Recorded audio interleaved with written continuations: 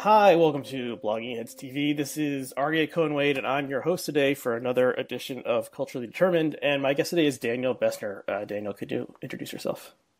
Sure. Hi, I'm Daniel Bessner. I'm the NHH and Kenneth B. Pyle Assistant Professor in American Foreign Policy in the Henry M. Jackson School of International Studies at the University of Washington.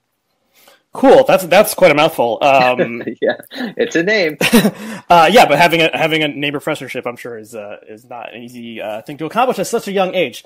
But let's and we might be talking about some things related to age and generations later on in this conversation.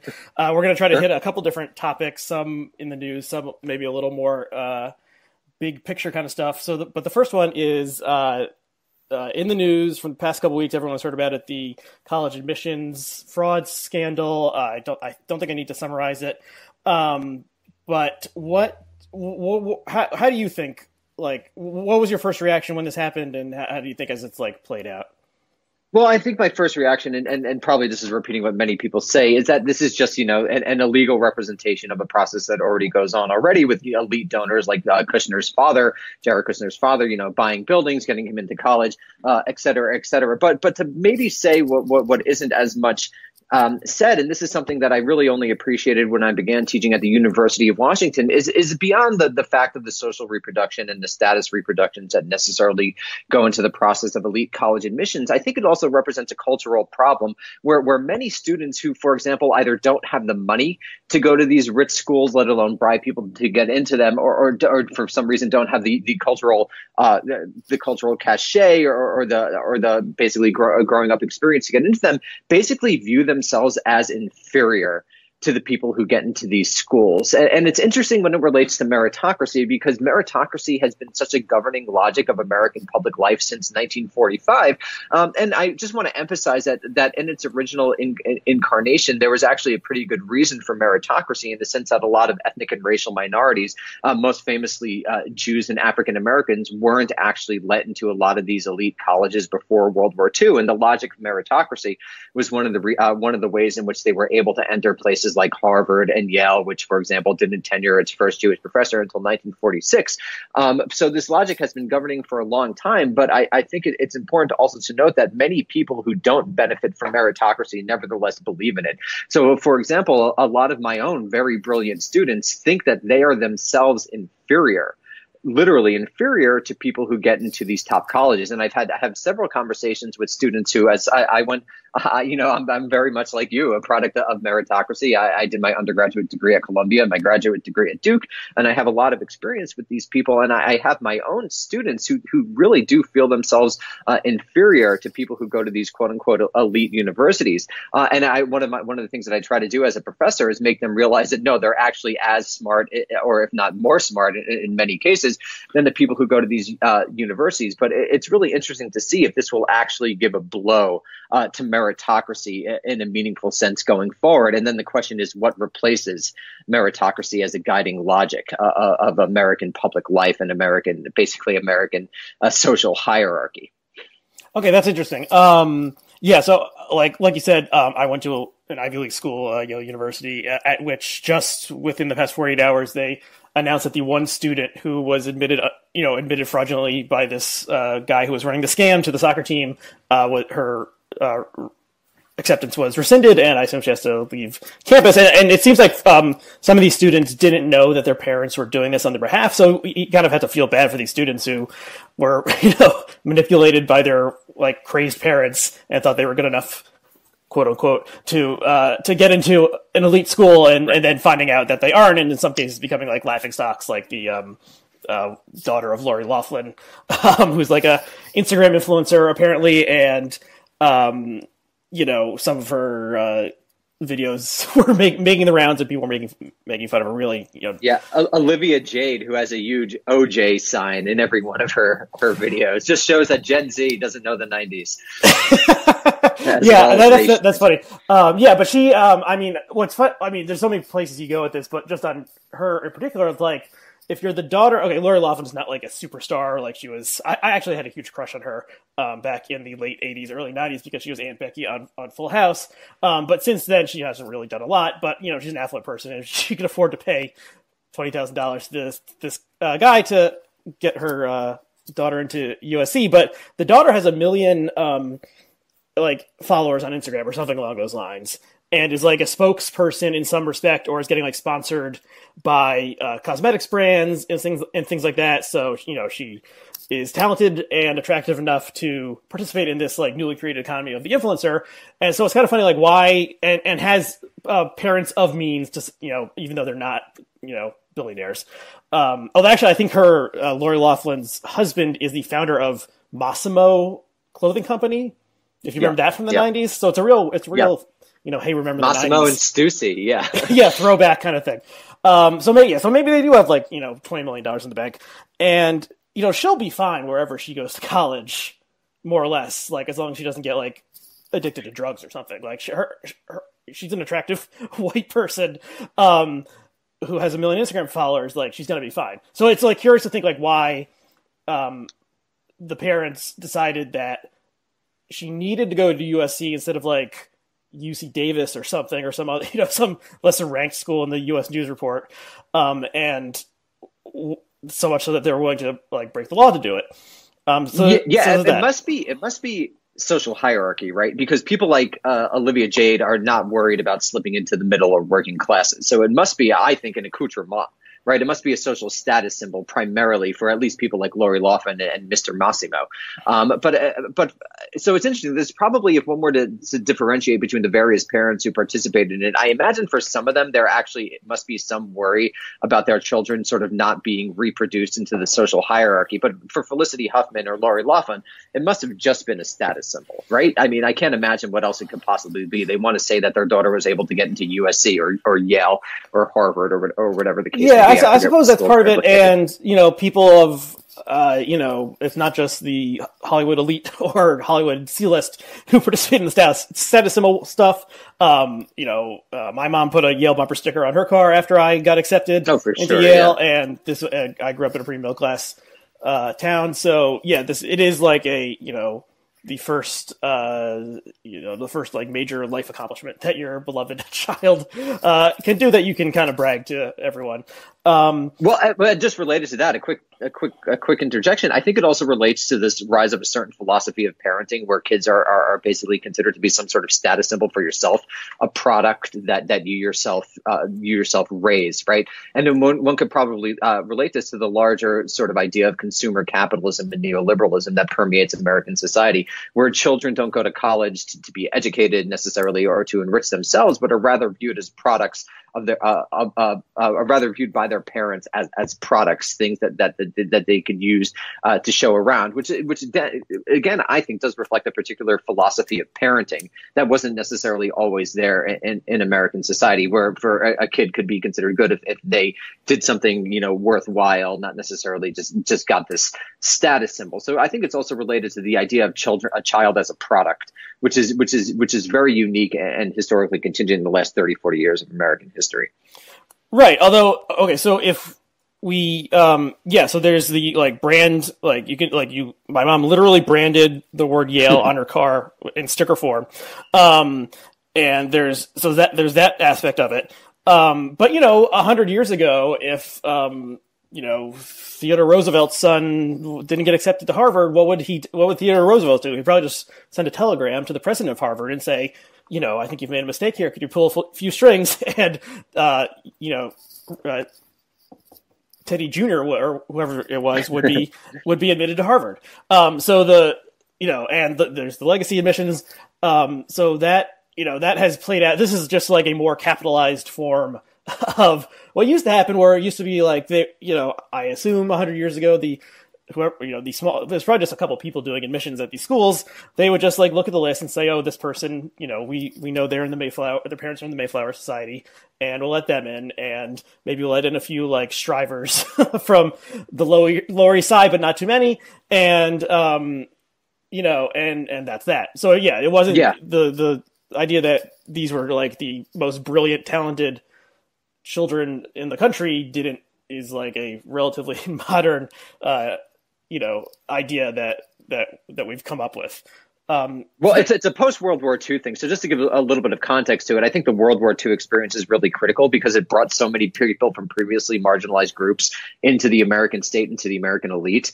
And so the fact of this emergency situation event, I mean, just to put a fine point on it, brought a bunch of Jews who would have never been in, for example, the State Department or the OSS or the OWI previously to the emergency of World War II into these elite power spheres. And that eventually permeated out into, I think, the university system as a whole, into this larger transformation in American culture to where meritocracy as opposed to birthright, not birthright, sort of a birthright.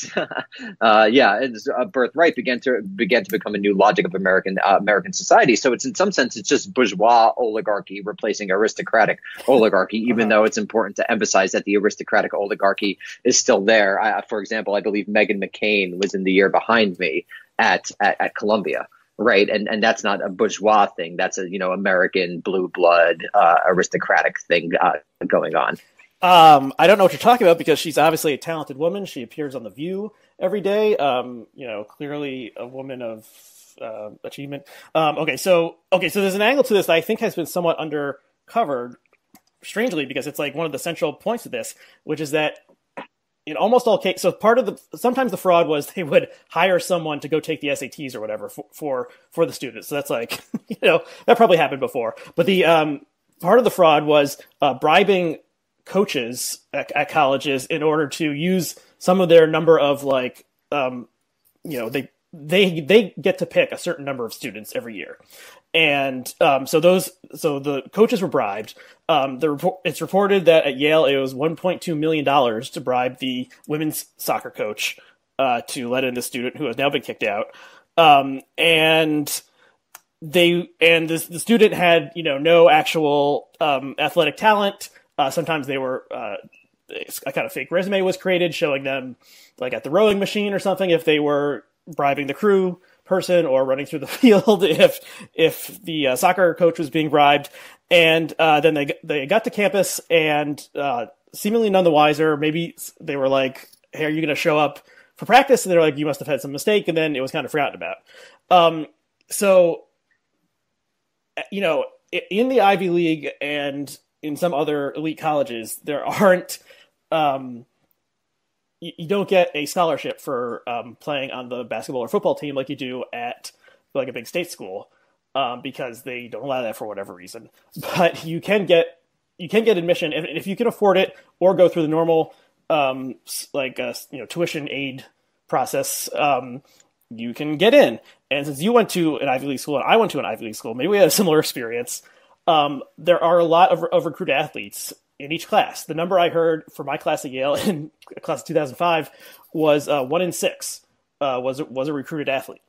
So that's pretty crazy. So that's like 18% or so of each class is recruited to play sports. Some people don't know this. I saw this on Twitter. The Ivy League schools play like a lot of sports.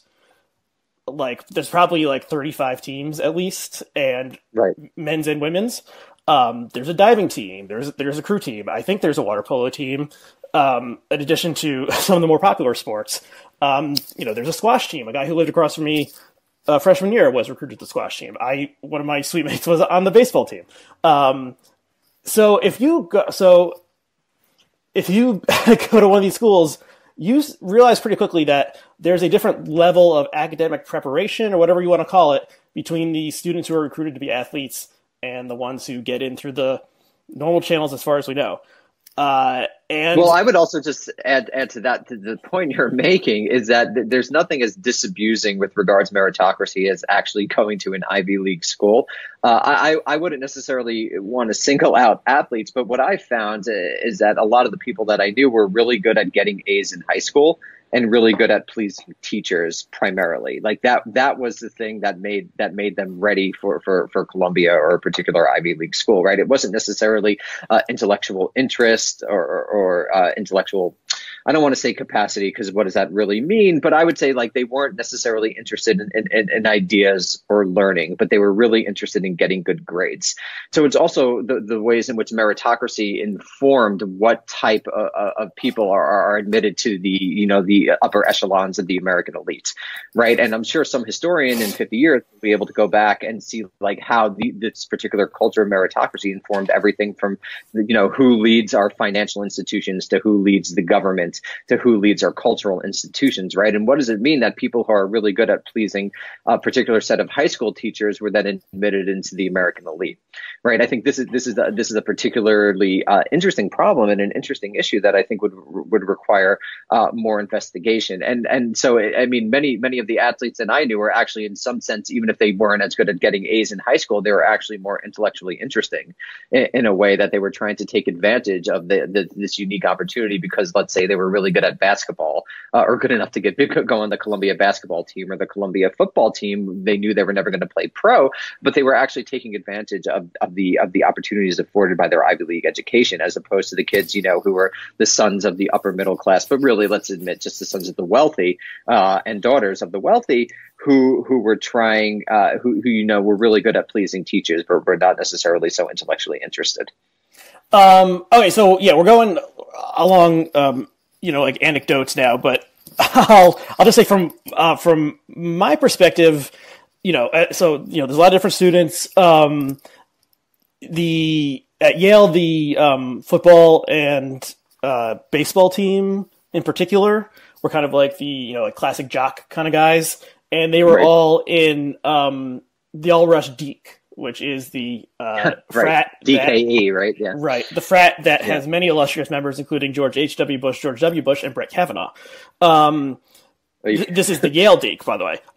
So that was like the most like, not Animal House, because they weren't like a group of lovable losers kind of thing, but like they would throw like the rager parties and stuff like that. I don't particularly, and the other thing is a lot of them would be econ majors, because the normal major you had to take 12 or 14 credits in the major, and econ you only had to take 10.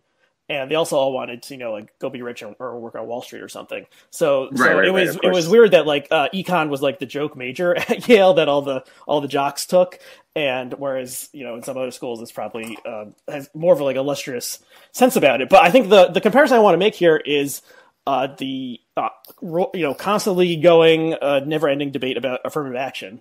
On Blogging Heads, Glenn Lowry discusses this a lot, but without making the connection to the fact that a large number of students are admitted not for their academic, like they need to meet some kind of like minimum academic standard, and after that, the coach picks them, and that's pretty fucked up if we're thinking about what these schools are supposed to do. And I'm not even getting into the legacy part of it. Yeah. Like it's ridiculous. They don't do it in any meaningful sense. And what I would ask Glenn, who I respect and have listened to for over a decade now. Wow, Jesus. Is why is the conversation only around African American students as opposed to legacies or athletes or frankly just rich people?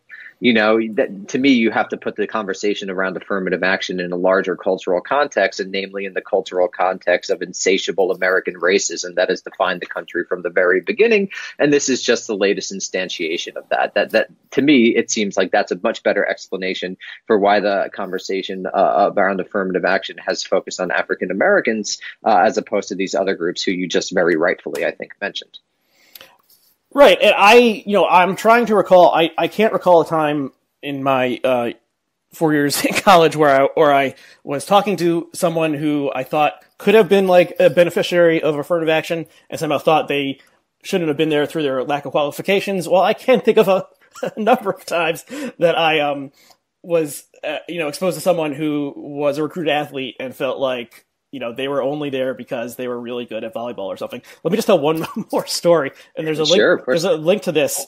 The Yale Alumni Magazine used to be independently published, not connected to the university. So So a couple of years ago, they were absorbed by the university. But they used to do more stories that were like actual investigative stories and could actually show the university in a negative light. And they did a story about this guy who happened to be my Spanish partner my senior year. He was recruited to be the quarterback of the football team. He suffered a bad injury shortly before freshman year, and then he suffered a series of additional injuries such that he never actually played a single point in all of his 4 years. He was this very nice guy. We did our Spanish practice together. Forgot about him after graduating. Like 5 or so years later, I saw that there was an article about him, and that he and his brother had invented this wristband. Facebook. No, it was not. It was not Mark Zuckerberg, but it had less damage, more fraud. Do you remember these wristbands that had a little hologram on them and they were marketed to athletes? Yeah, I do. Yeah. Okay, yeah. He invented that with his brother. And the idea was that the hologram vibrated on a certain frequency that aligned with the atoms in your body or something along those lines. Or maybe so junk science. Yeah. Yeah. So this thing was total nonsense. But he started it became very successful. He was from California. He was able to get some guys in professional sports in California to start wearing it. He eventually got Kobe Bryant to start wearing one, and was making so much money at one point that they were thinking about renaming the company. I can't remember what the company was called, but renaming the Sacramento Kings Stadium or something, getting naming rights for it or something along those lines. That fell through. But what happened, and so this article was well, it doesn't really seem to do anything at all or have any science whatsoever behind it. And then I think people, since it wasn't a real, I was at a local fair in Rochester about 5 years ago, and I saw some woman selling these, her own version of these, and she did the same thing that showed you this little weird trick to try to make you think that your balance would be increased if you were wearing this hologram bracelet. That the guy, my former Spanish partner, used to do, with his when he was pitching this to professional athletes. So that was probably part of it too, is that anyone can make this piece of trash in China and start selling it on the street. But it just, there were so many weird things about this story. The fact that I knew this guy, very nice guy, would not have thought he would be perpetrating some sort of scam on the public, and that he got into Yale for his football, which he never actually played at all. Yeah, so it just one example, one type of person who was recruited as a Yale athlete. Who else is out there? Most of them probably go to work on Wall Street. Sure. I think just what we're saying, I think just from a variety of different perspectives, that meritocracy is essentially bullshit. And what I think will be interesting going forward, I think more and more Americans, particularly people I would say under 35, 40-ish, millennials / Gen Z, are realizing that. But the issue is that meritocracy has been such an influential governing logic in American cultural life for so long. I have no idea what's going to replace it. Right? The idea that the best and the brightest should, one, go to these elite colleges, and then implied, two, rule us, is, I think, coming under increasing question in a variety of different spheres, from the total collapses of the Afghanistan and Iraq and Libyan invasions to the 2008 Great Recession, to the obvious fraud that goes into making these the college admission scandal, to the fact that all of our tech oligarchs seem to have no idea what's going on and constantly sell our data for what reason that it's unclear, and they're not doing much good for the world. I think from a variety of different angles, it's becoming increasingly clear to increasingly more people that meritocracy is not real. It's not actually operating in any way that it's purported to have operated in the past. And footnote, never really operated in the past in the same way either. But I see no cultural logic that's emerging to replace it. And so I think it'll be a really interesting liminal moment, to adopt an academic term, over the next 10 or 15 years. In particular,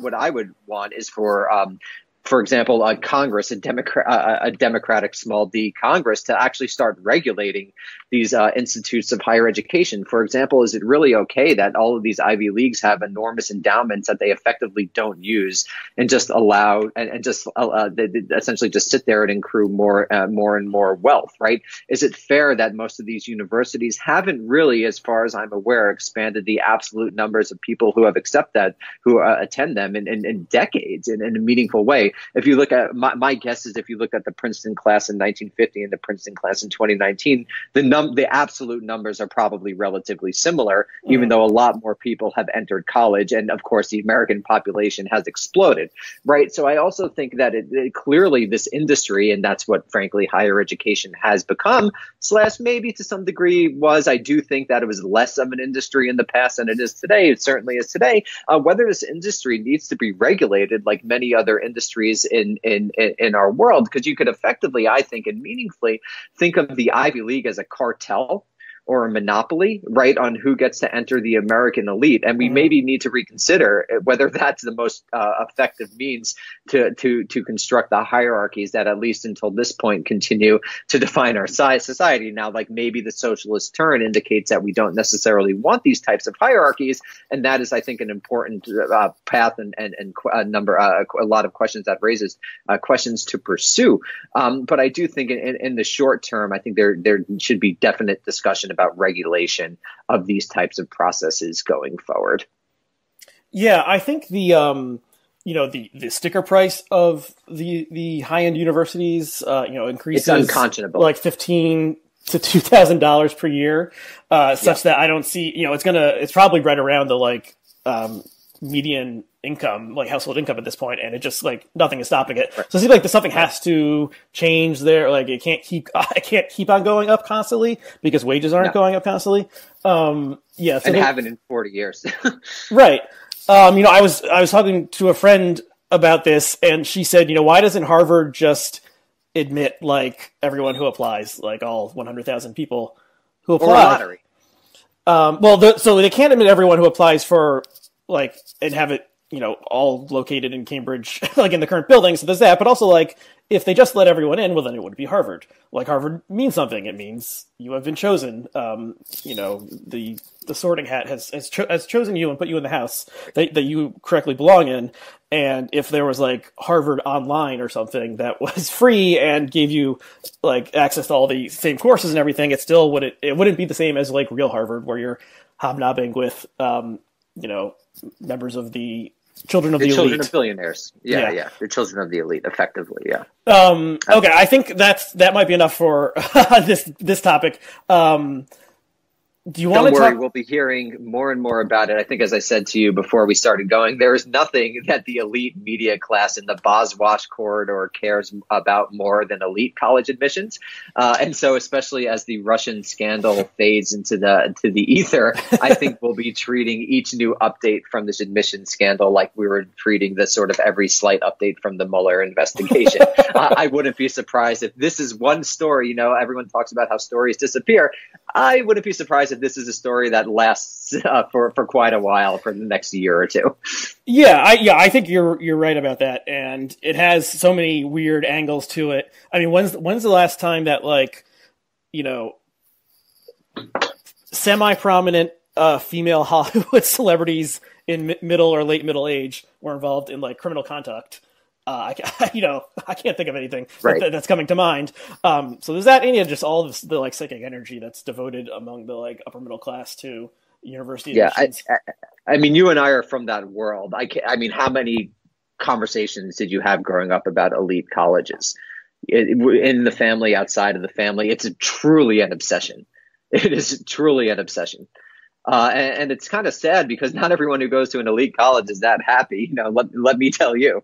And so, it's sort of, we've focused on the means to the almost total exclusion of the ends, right? So what's the prize of going to Harvard? Working 90 hours a week at Goldman Sachs in some soulless job, So it's interesting that we focus almost totally on the means and not the ends. And it might be time to really refocus on the ends of elite college education, and also not only elite college education, I would underline, but college education generally. So when I ask my students, why do they go to college? Literally 100 out of 100 answer: to get a job. Mm-hmm. To me, that is problematic, right? The purpose of college, in my idealistic opinion, would be to learn about the world, to live a better and more fulfilled life. right? Not necessarily to get an economics degree and then work for McKinsey. So I think maybe if this scandal does actually refocus or reframe the discussion on college itself and the purpose of college, that would be a really useful and helpful thing. So hopefully something positive will come out of this scandal. Mm-hmm. Yeah, and I'll just throw in my my Ivy League athletics reform proposal, which is have 3 varsity sports for men and women each. Football, basketball, baseball, soccer, softball, basketball for the women, and that's it. And everything else is a club. And if people want to participate in the club, they can do that, and it'll be a lot less, effort and work, and people can still go to the Harvard-Yale football game, which everyone loves to do. But they won't get to go see the, specially picked polo team playing or the or the divers or whatever. But those people can go to a big state school that has a huge athletics program or something like that if that's what they want to do. Yeah, and athletes should of course be paid. I mean, it's not even a question that athletes should of course be paid. Yeah. So yeah, I agree with that. So, yeah, especially the big, the big game ones involved in March Madness right now. Okay, so do you want to talk about aesthetics and ideology? Do you want to talk about something else right now? Sure. Yeah, we could do that. So it was just a question that came to me recently with all the discussions over Black Panther surrounding the Oscars and Captain Marvel surrounding Captain Marvel, which I believe is the first female-led Marvel superhero movie. It was just interesting to me how basically large corporations were able to make a lot of hay around both of these basically corporate products. I think regardless of where you stand, I think you have to admit they're, these large budgeted corporate projects, and we're essentially able to make arguments in favor of seeing them based on these particular liberal principles, right? And it was really interesting to me how corporations have been able to manipulate people into seeing their products as some sort of radical social action and radical social political action. And so to me, this seems like the ultimate melding of capitalism and culture and ideology and culture in a very meaningful way. And also, just to add a quick tangent to that, and then we could talk about that for a second, but it's also interesting for someone who comes from the socialist left, how discussions of other movies, for example, and critiques of Roma, for example, how aesthetics and ideology really came together. So to me, it's a very interesting question of whether it's possible to make aesthetic judgments without taking ideology into account, which is itself, that very claim is itself ideological, right? Could you ever separate aesthetics from ideology? In some sense, I don't think you ever really can, but in another sense, I think it needs to be possible for us to for us on the political left, and I would include liberals in this, to be able to make aesthetic judgments absent ideology. And I think that a lot of the conversation today is moving around these two poles, which are variously embedded and imbricated in certain moments and not. And it just seems to be like a really difficult thing to examine. And I was just wondering if you had any thoughts about any of those issues. There's obviously multiple books could be written on those topics. So the comic book superhero movie is like the dominant one of the dominant quote unquote art forms of our age, like in terms of how much money it makes. It's certainly the dominant one. And I saw Black Panther. I liked it a lot. I saw Captain Marvel. I thought it was decent. What did you like about Black Panther? I thought it looked really cool. It was amazing. It looked amazing. Yeah. The whole the Wakanda that created was cool. I thought the performances were, I thought the lead performance was a little so-so. It was kind of restrained. But the his name just went out of my head. His name is Michael Jordan, isn't it? Michael B. Jordan. Who I've followed since he was on a child actor on The Wire. He was just really great as the villain Killmonger, and is one of those times when the villain is more sympathetic than the hero in a movie. The superhero movie needs to fit in a certain number of notes or whatever, like beats, there's going to be a big fight at the end in which there are multiple fights happening at the same time, but they all coalesce, and that the hero has to question himself at some point. So Black Panther loses his power at one point, and Killmonger becomes the king of Wakanda. But then Black Panther T'Challa fights his way back and is able to reclaim the kingdom. So there's all that stuff. At this point, if you make a superhero movie that's just like a good movie, it's like, for me, it gets like a boost up in terms of grade because Sure. this genre has become like so overstuffed and tired. So yeah, so it was, and just a superhero movie with an almost entirely black cast is not something you see very often. I think there was one or two. I mean, there was Blade in the 90s, but that was pretty much just a black lead. And then there was this weird movie that was called like, I can't remember what it's called, Nuclear Waste Man or something along those lines from the 90s. That was more like a satirical comic book movie that had a black cast. Something with an M, Meteor Man. Okay, yeah. Meteor Man. Yeah. That's a good movie, yeah. But yeah, so this is like, a serious comic book movie. And yeah, so I enjoyed it. But its politics to me seemed so strange. So its representational politics were of course great, as you just said, an all African American cast, and really good performance from Michael B. Jordan in particular. And I also like the woman who played his sister. She was like extremely charming and extremely funny, and she was also great on a Black Mirror episode.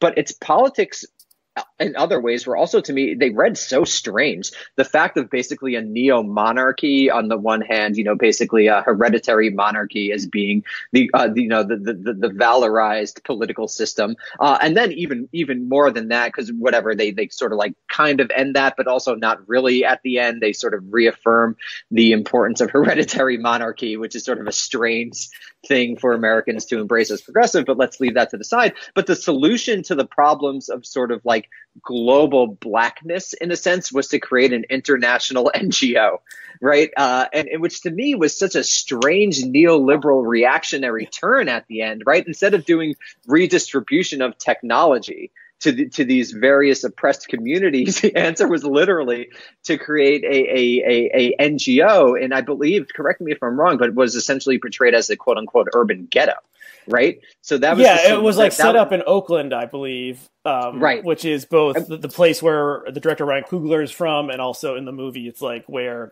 Killmonger was raised because he didn't know that he had royal right. ancestry from Wakanda. And yeah, I agree. There's definitely a neoliberal station, right? What's that? Did Coogler also do Fruitvale Station, yes. which also took place in the Bay Area, yes. right? Which is so that even, and also within that move. So the problem of like horrible police violence is an NGO.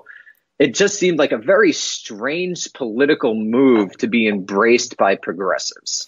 I guess it's interesting. I saw the critique very similar to yours when the movie came out, being like, this movie is neoliberal to its core. It's trying, there was this special magical place in Africa that was like a hermit kingdom, and they want to like open it up to international markets.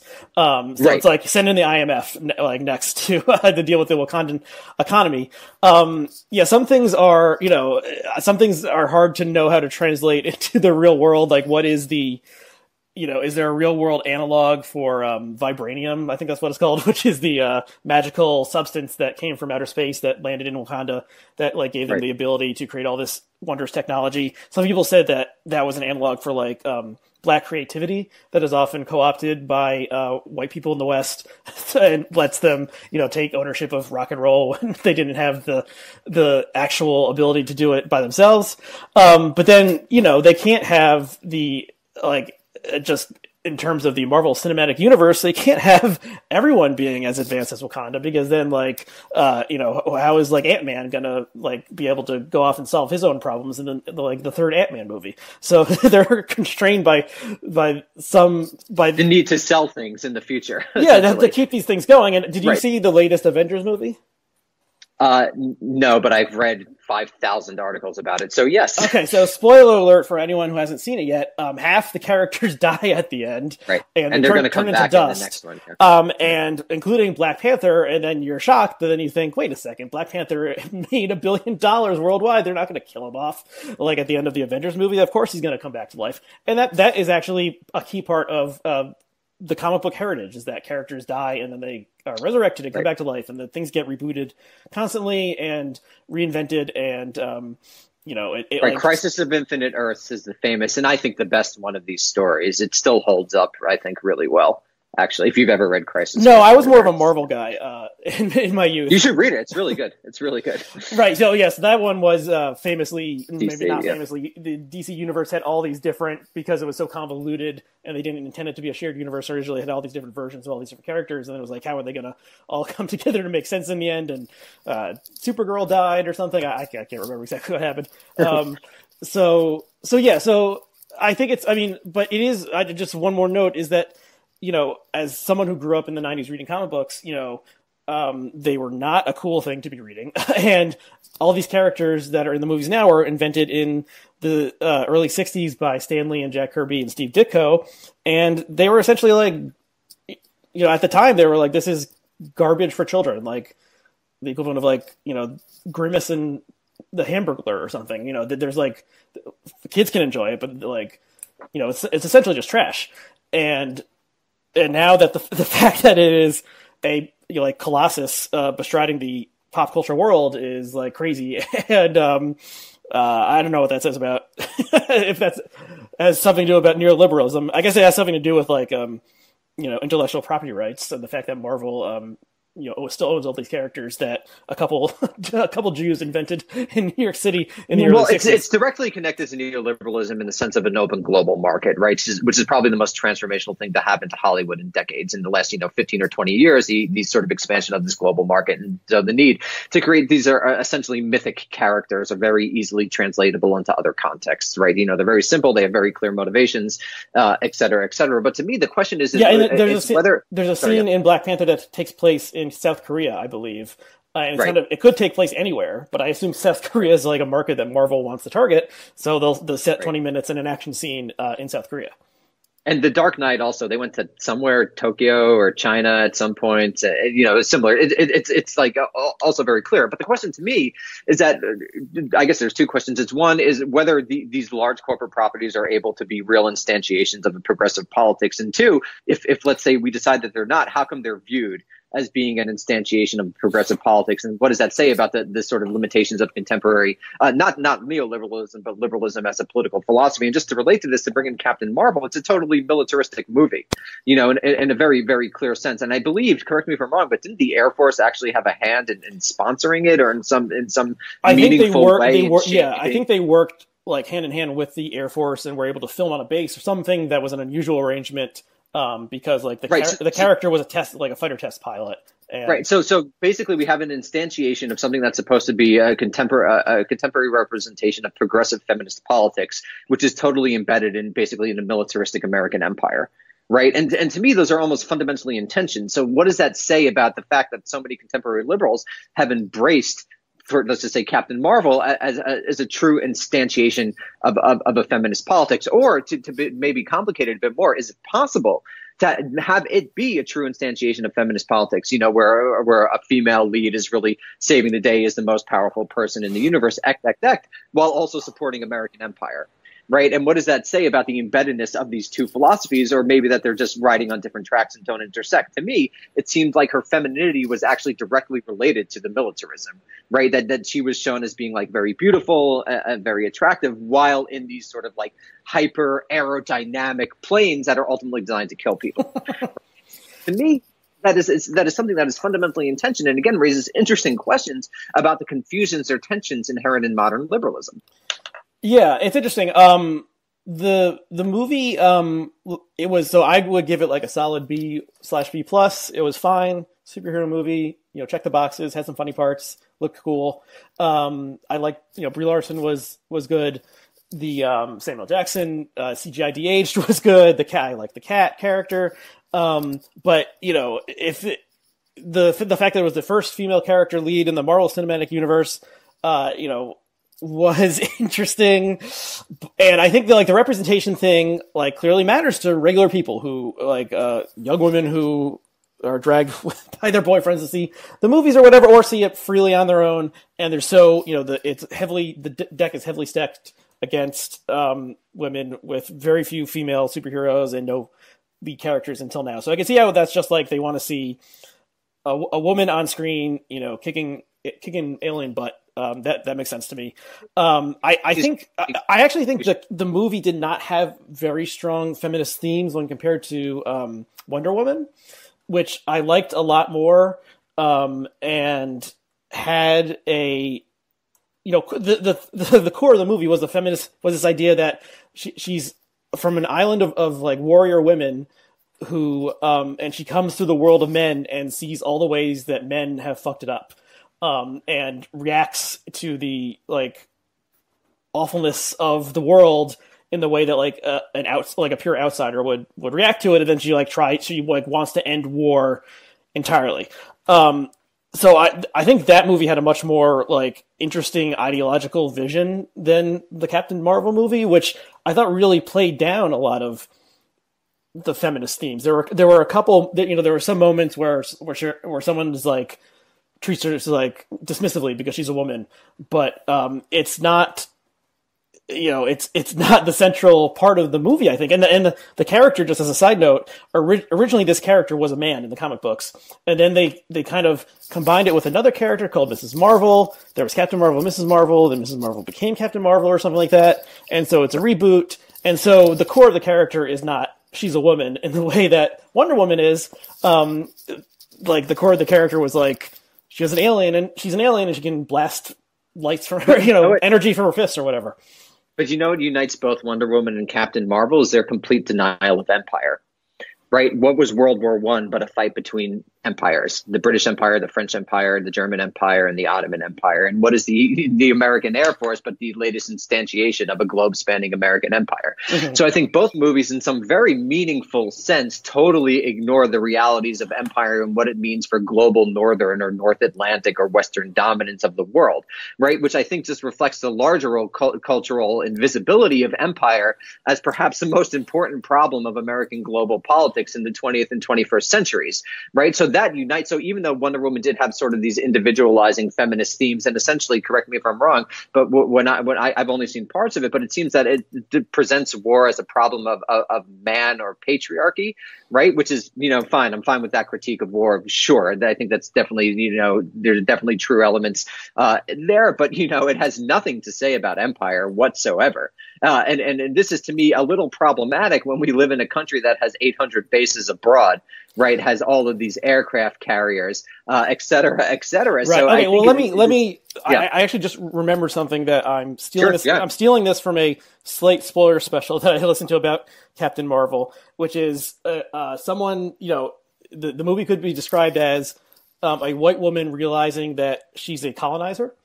Because, there's this other plot line, there's all the stuff that happens on Earth, but there's this other plot line with the Kree versus Skrull intergalactic war, and the Kree Empire is, at first seems like this, like, sort of like Jordan Peterson's perfect universe, because they use logic, it's ruled by an artificial intelligence that logic and reason. Yeah, always comes up with the correct answer. And so there's like a supercomputer is like the king of this universe.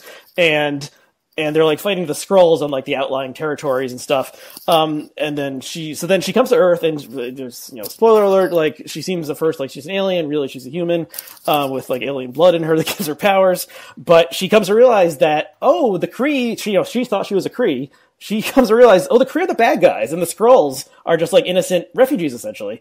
So there's this plot line that does seem fairly similar to, it seems intended to make one think of the fact that there are refugees on the southern U.S. border who are trying to escape violence, and which side are we on? And the fact that you think, as far as I know, so in the comics, the Skrulls are like a character. They were this race of shape-shifting green aliens that were introduced very early on in the 60s, and they were always like the bad guys. So the fact that it turns out that the Kree are the bad guys and the Skrull are like innocent bystanders of Kree expansionism throughout the universe and the planets, is definitely a good twist.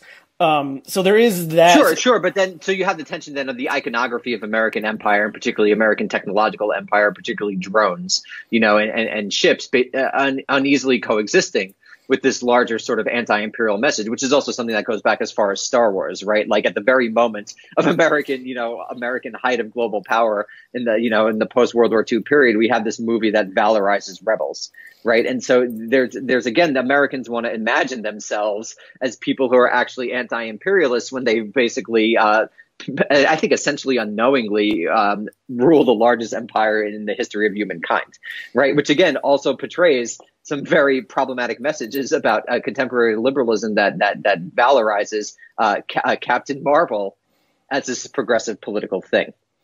Yeah, and I think George Lucas said either for the original Star Wars or maybe just for Return of the Jedi that he was thinking of the Vietnam War and how the Viet Cong were able to defeat the American Empire in the way that like the Ewoks are able to defeat the giant machines of the Galactic Empire, which is of course incredibly problematic because that totally other. I mean, the Ewoks are literally little tiny others, right? Who have a quote unquote primitive society, but who are nonetheless through this sort of pluck really with the help of white people, are able to overcome the empire, right? So that's a very at best muddled. Yeah, and that's the problem you run into whenever you try to do any sort of like metaphor or analog involving aliens, comparing them to like different groups of humans.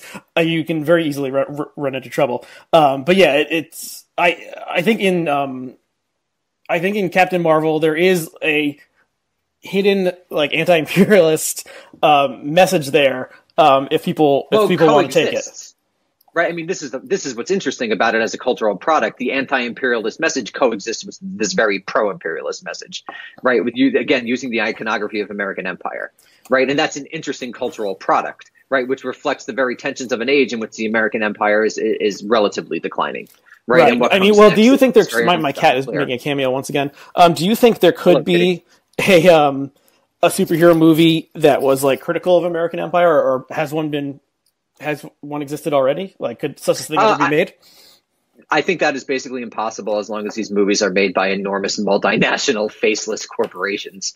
You know, it's very unlikely that a Marvel is ever going to be able to have a true progressive politics, which is ultimately my critique of a lot of the arguments that these are quote unquote progressive. And again, and they are really in a representational sense. That is a progressive politics, and I don't want to deny that. But I think like the limits of that is shown in these very movies, right? Where there is, you know, these large corporations claiming that paying whatever $15 to see it opening night is a progressive move.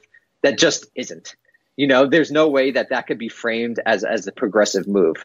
So then again, these are the tensions inherent in it, where you do have a largely, if not totally, African-American cast, and the role that Martin Freeman played in Black Panther is also something interesting to investigate at a bit more depth, or in the case of Captain Marvel, a female-led movie, which is in some real sense a progressive tied to this hyper-capitalist, hyper-imperialist in most cases politics.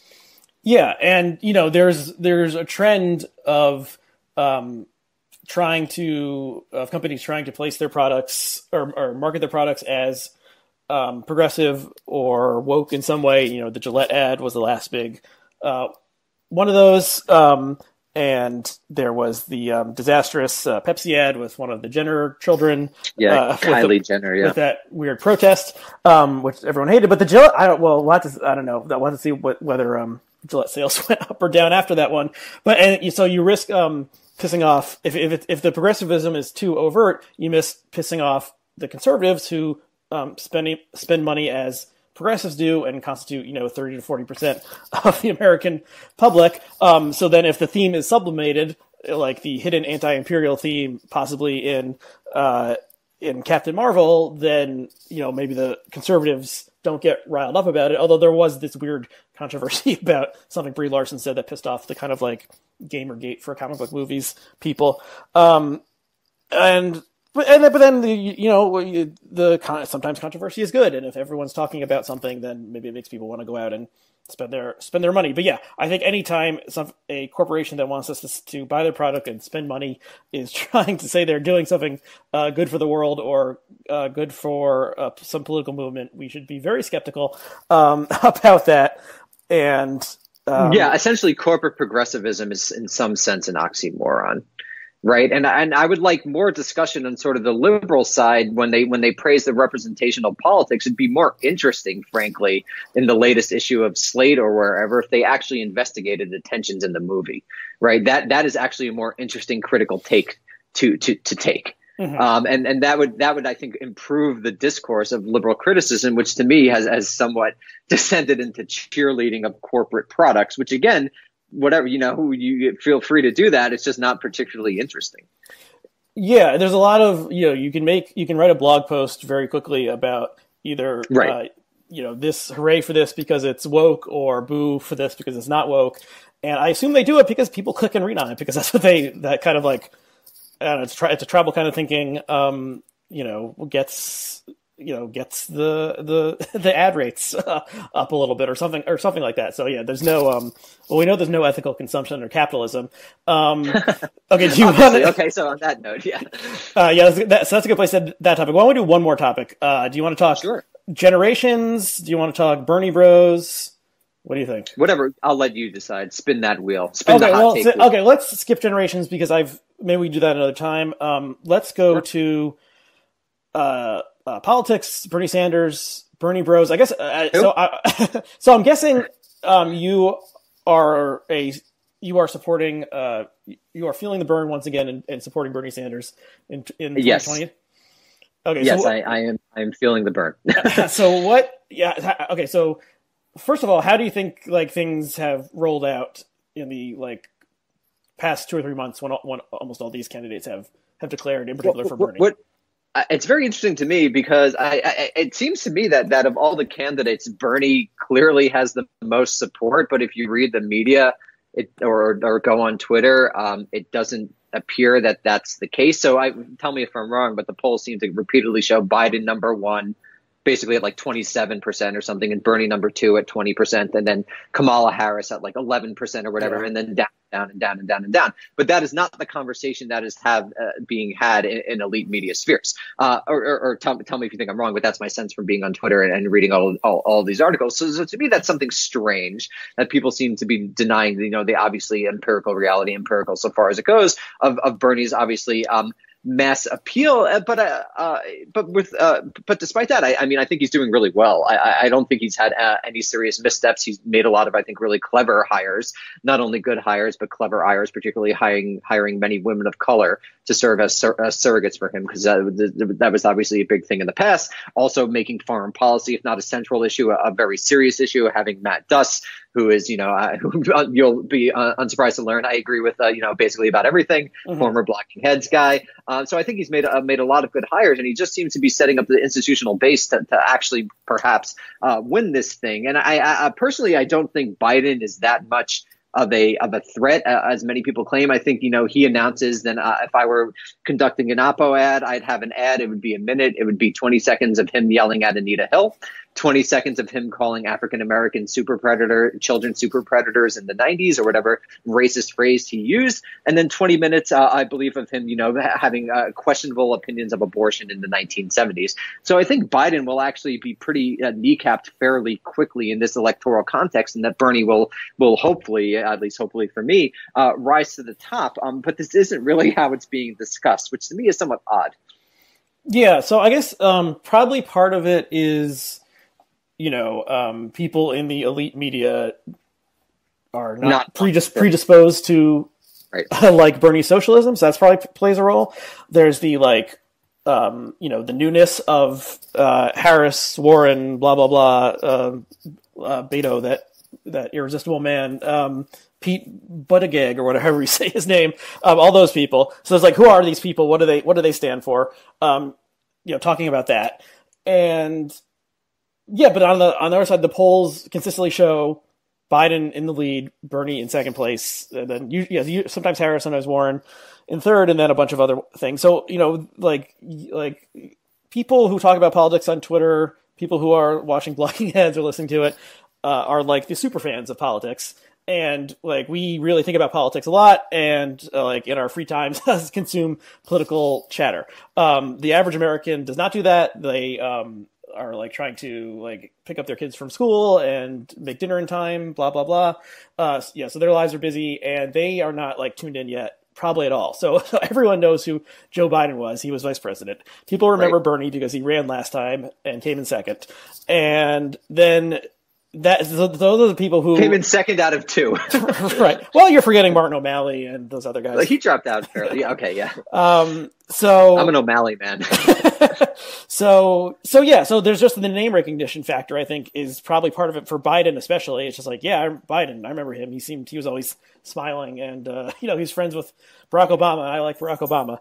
And he has all these potential weaknesses you discussed. He certainly has the longest record in politics of any of them, and stuff related to the tough on crime 80s and 90s, and I don't know. He just seems out of step. I mean, he's old, but Bernie is old as well. But Biden seems more out of step with what the base wants, which is not like a politician who can go have a whiskey with Mitch McConnell and hammer out some kind of deal. The base wants a steamroller who can destroy these evil people in the GOP. So I don't know. So I won't predict, but it does seem like Biden would get savaged because he would be the front runner. Everyone would be aiming at him, and well, he also, did horrible things. It's not just horse race, right? Right. Biden, if you're racist, that's a problem. If at some point you think women shouldn't have been able to decide whether they wanted to get an abortion, that's a problem. If you yelled at Anita Hill for being, for whatever horribly sexist things that he did, that's a problem. So it's not just that. I mean, I think it's also important to highlight these things matter in a real political sense beyond the horse race, right? Mm-hmm. These are problems and they should be problems. So that's a good thing if he gets attacked. I'm not saying not saying these would be unfair attacks. Like if they're using old clips of him, this is right. Like swift voting or something. Right. And for sure. I think there's I also kind of feel like in 2016, everyone was just like, okay, Hillary's going to win. We all know, in the end, Hillary's going to win. So I feel did Bernie really get a complete vetting and really have to hold up under the pressure for real? I kind of think he didn't. And so we'll have to see if he can do it again. And like I said, he's how old is he now? He's 75 or something? No, I think he's older. I think he's 77. I think he's either 77 or 78, or would be 78 or 79 when he assumed office. But I think Bernie's baggage is going to be weird left-wing things. It's not going to be racism. It's not going to be sexism. It's not going to be anti-abortion politics. It's going to be he might have said something pro-Soviet in 1984, right? So I also think the potential baggage there, barring some massive scandal, which, it's probably not going to happen. I think that would have been revealed. I don't think there's probably that much baggage to actually reveal that would affect him in this primary. Well, right? I have to see. I mean, if let's say Biden is running ads against Bernie, showing Bernie saying nice things about Fidel Castro in 1984. I don't think people care. Well, this is people like you and me don't care, right? But who's voting in these primaries? There's still a lot of I'm going to take Democrats. Aziz Rana wrote a brilliant essay for N+1, and I think this is truly the first post-Cold War election, in that a lot of the idea, for a variety of reasons, most importantly because millennials who are now 40 or Gen Z who are 22, they're a huge voting bloc, right? And their politics is not nearly as inflected by the anxieties of the Cold War, right? So I think we're going to see in 2020 being the first truly post-Cold War politics, and it only doesn't appear that way, again, because the leadership class is so old in this country and the corporate class is so old, literally people in their 60s and 70s, that they're still pretending like it's 1985 because their ideologies were shaped by that. But I don't think it is actually, maybe for the first time, 1985 any longer. And so I think that a lot of these quote unquote rules or third rails, you see it with Ilhan Omar and the Israel-Palestine stuff, are not actually third rails, because you have at this point, again, millennials are almost 40, generations of people who don't care about these things in the same way that the leadership class does or assumes that people do.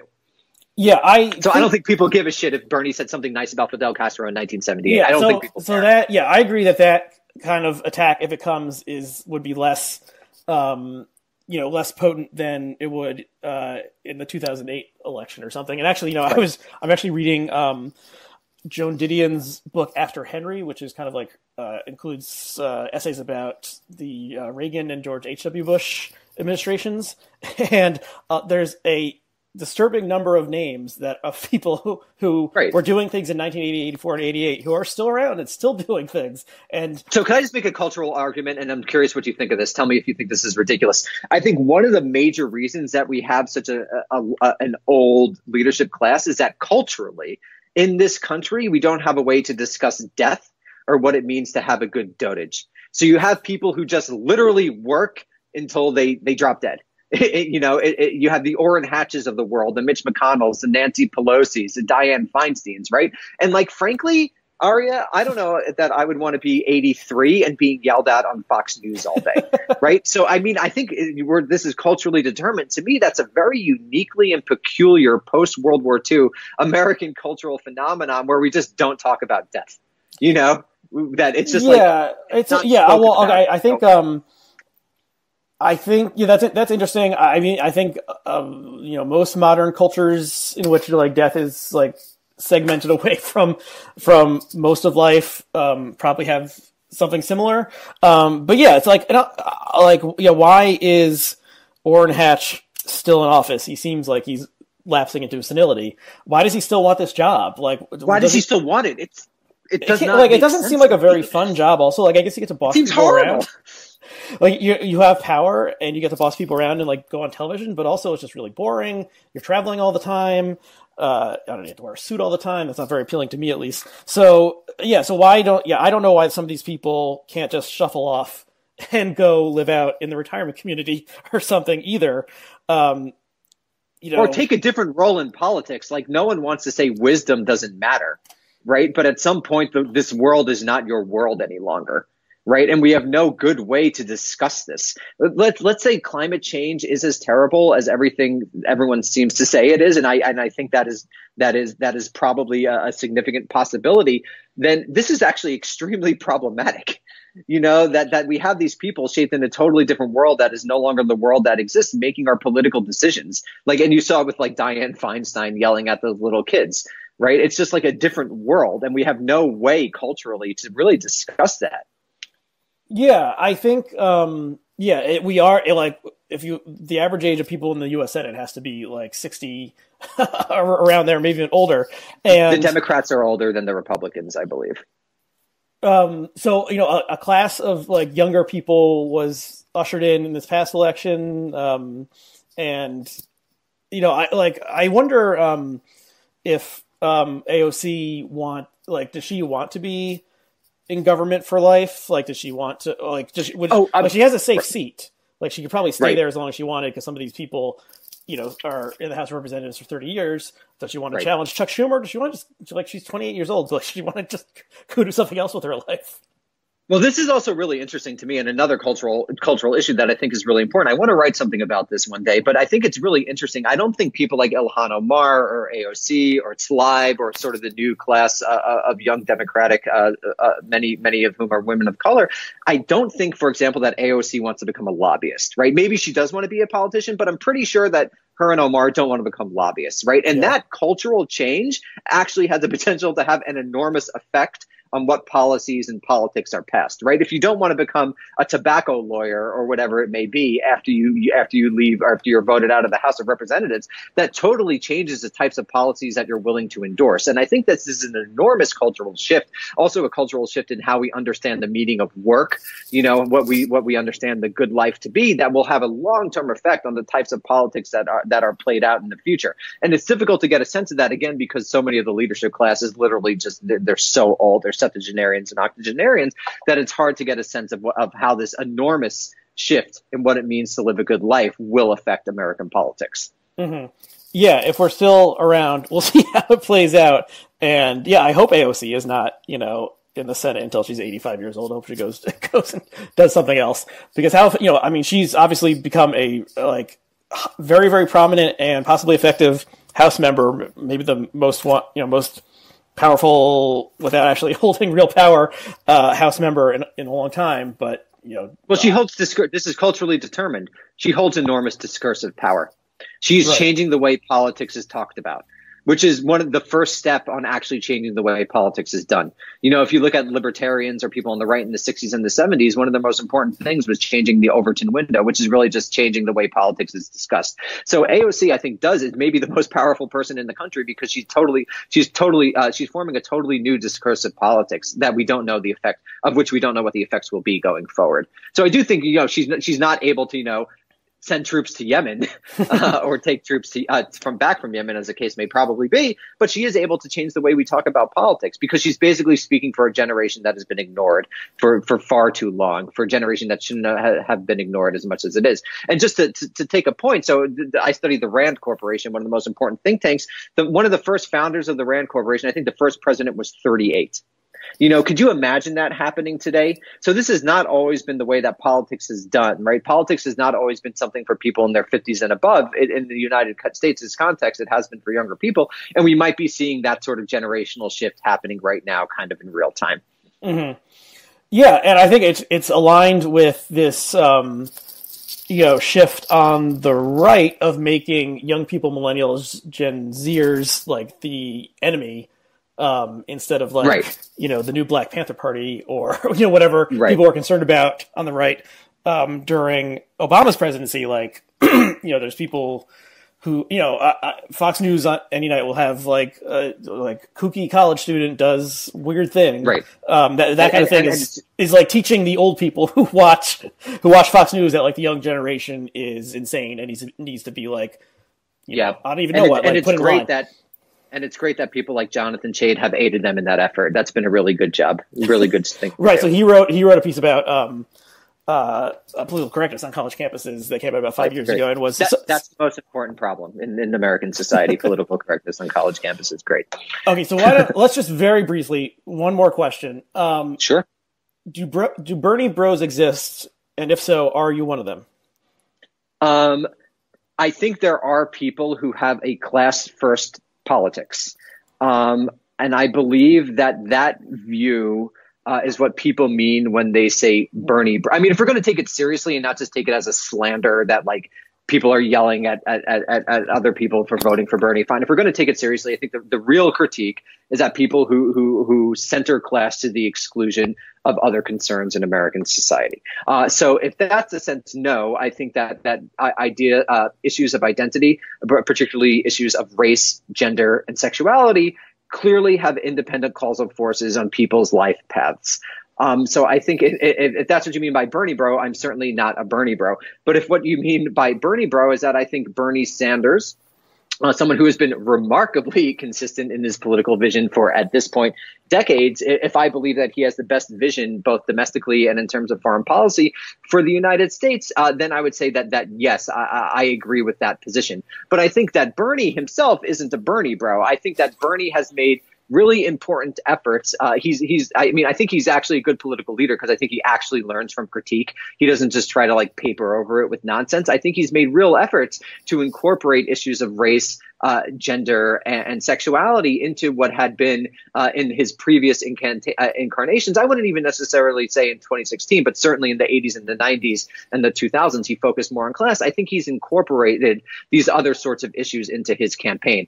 So I would say that Bernie is not a Bernie bro. I am not a Bernie bro. And I would say the overwhelming majority of people who support him are not Bernie bros. Now, this is not to say that I think class needs to be one of the central elements of any politics going forward. It's clearly crucial, but also race, gender, and sexuality, again, do exert independent causal forces on people's lives. And of course, we all know intersexuality. These things are not necessarily independent, but they all work together. And I think Bernie is very, very aware of this issue, particularly in a country that is basically founded on the twin crimes of native genocide and slavery of enslaved Africans. Okay. Actually the interpretation of Bernie bro as being like a strict Marxist or something, someone who's only concerned about the class struggle and not about these other issues, and maybe sees the racial struggle as a false consciousness kind of thing. That once the class struggle is solved, the race stuff will fade away. I actually hadn't heard that interpretation. I guess the Bernie bro that is the one that it's like anonymous Twitter account type people who are going after, Jill Filipovic or, who cares? I mean, like, and then Jill Filipovic, who is like I think she writes for The Guardian or something.